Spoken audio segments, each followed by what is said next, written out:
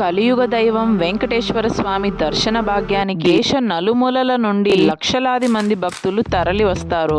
ఆయన అలంకరణలో చాలా ప్రత్యేకంగా కనిపించే తిరునామం కేవలం అలంకారమేనా, లేక దాని వెనుక ఏదైనా ఆధ్యాత్మిక రహస్యం దాగి ఉందా? ఆయన అలంకారంలో భాగమైన ఊర్ధ్వ పుండ్రం కోపాన్ని దాచడానికా, లేక ఆగమ శాస్త్ర ఆజ్ఞ? ఊర్ధ్వ అంటే మోక్షానికి సంకేతం, పుండ్రం అంటే తిరునామం అని అర్థం. మధ్యలోని ఎర్రని గీత లక్ష్మీ కటాక్షానికి ప్రతీక. స్వామి కళ్ళలోని కాంతి పాపాత్ములను, స్వార్థపరులను భయపెడుతుంది. స్వామి కళ్ళు జ్ఞాన దివ్య తేజస్సుకు ప్రతీక. ఆయన దృష్టి భక్తుల కర్మను శుద్ధి చేస్తుంది. కొన్ని వందల సంవత్సరాల క్రితం ఆయన కళ్ళ నుండి వచ్చే తేజస్సు తీవ్రత చాలా మంది భక్తులకు కళ్ళ నిండా నీళ్లు రావటం, సమయంలో మాట్లాడలేకపోవటం, క్షణం ఆగిపోయినట్టు అనుభూతి చెందడం, ఇలా ఎన్నో అనుభూతులను భక్తులు వెల్లడించడం జరిగింది. ఆ తర్వాత రామానుజాచార్యుల కాలంలో ఊర్ధ్వ పుండ్రం వైష్ణవ చిహ్నంగా బలపడి భక్తుల సౌకర్యార్థం ఆ తేజస్సును మృదువుగా మార్చడానికి తిరునామంతో నేత్రాలలోని కొంత భాగాన్ని కప్పివేయడం జరిగింది. అప్పటి నుండి